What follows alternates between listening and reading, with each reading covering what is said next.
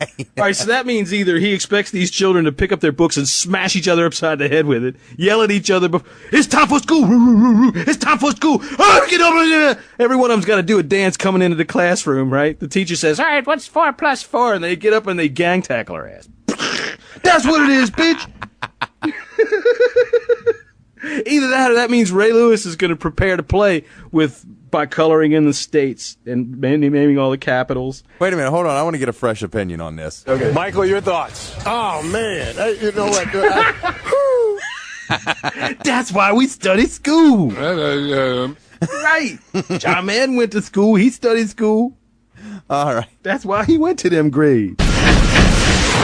Hey, buddy, what's going on? This is Zach Wild from Black Label Society and the Ozzy Osbourne Band, and you're listening to the Bang Cartoon Radio Hour.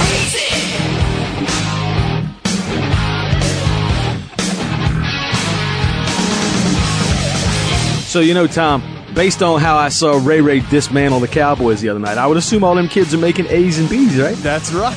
If they're all preparing like Ray Ray does. Did you see him before the game? When they were playing the anthem, he's praying to the sky. Yeah. Yep. Dude does get into a trance, man. Don't you hate Ed Reed? And they do that to every quarterback they play. Sure they do. And I'll tell you what, you could have missed, 52 minutes of that game? You could have missed the first 52 minutes of that game at a holiday party and missed nothing. Got home, saw the last 6 minutes, you saw some awesome football. I couldn't even speak after the second long run. Oh, dude, after the first long run, I thought it was over. Then the Cowboys drove right back down the field, and I'm thinking, well, damn, look at this. Can't blame this one on Romo. He did what he needed to do twice. Yeah. And the defense just let it go. It was funny, too, because Dion kept saying after they went down and scored, after Dallas went down and scored the second one after the first long run, he said, they better onside kick it. And Marshall Faulk's going, why, they got 3 timeouts? They can just go down, use the 3 timeouts, make them go 3 and out. He goes, did you just see what I just saw happen? Yeah.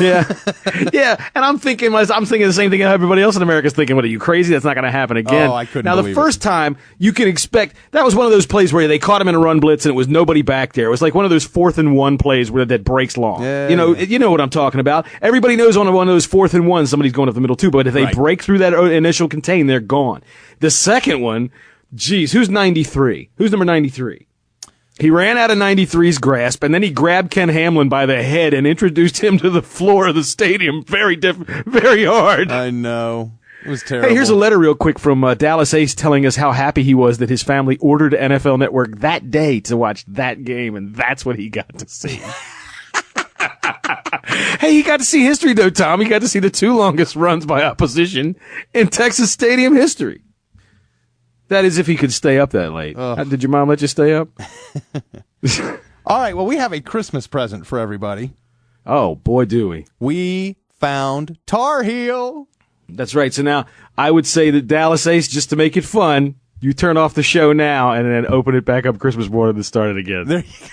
You can run it down in your jammies and start the show back up again right here. Okay, so Bang actually interviewed Tar Heel, and what we're going to do is we're going to just play the about a third of it here during this segment. So this is Bang interviewing Tar Heel. I ran into him. Right.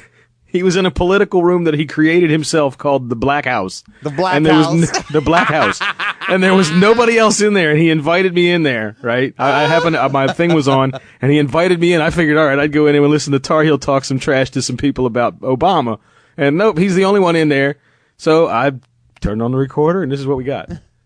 All right, man, so tell me about, give me your impressions of your Dallas Cowboys, because, see, it is my distinct opinion that they're going to get that ass smacked tonight. So give me your lowdown on the Cowboys season. Damn, boy, you been drinking turpentine, ain't you? you been drinking some of that. What's that jet fruit mixed with a little bit of that Clorox? What you been drinking? Jet fruit and Clorox. Right. I think Dallas gonna win this one for one reason. This is the last game in Texas Stadium. They're going to have to go out like a motherfucker, yo. They'll beat them and whatnot, Ain't a whole lot to that right there. Once we whoop that ass, dog, people keep saying, well, you got Tampa Bay Buccaneers. What them little sorry cocksuckers don't know that we beat Tampa Bay Buccaneers 13-9, so that ends all that tie-breaking shit. You heard me? Ain't a whole lot to that right there.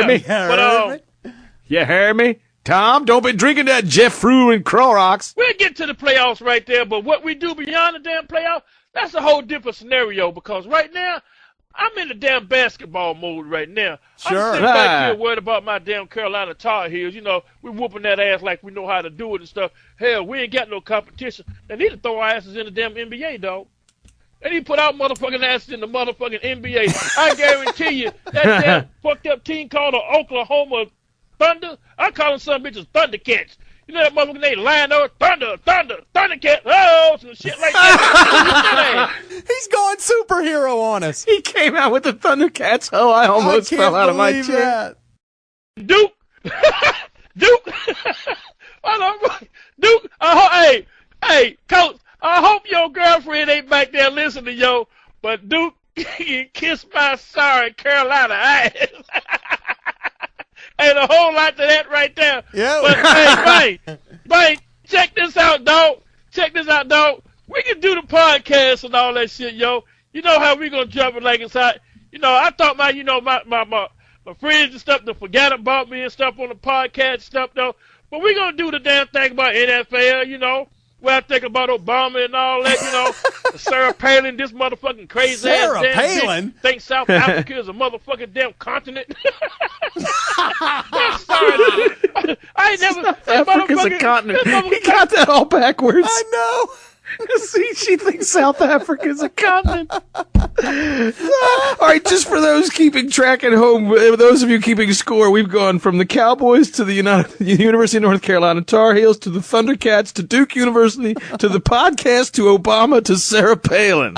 I asked him about tonight's game. This was Saturday afternoon. And she can sit out down to the edge of damn Alaska and she can see damn motherfucking Russia. That's one stupid motherfucker, dog. That's a whole lot of shit I want to talk about, man. I haven't talked in a while, dog. You know what I'm saying? And thank God I don't live in Alaska. I said, look, there's more motherfuckers living in North Dakota than damn Alaska alone. How many motherfuckers do you need to get voted in and motherfucker to be a governor? Hell, I can get up in that cold son of a bitch and win it.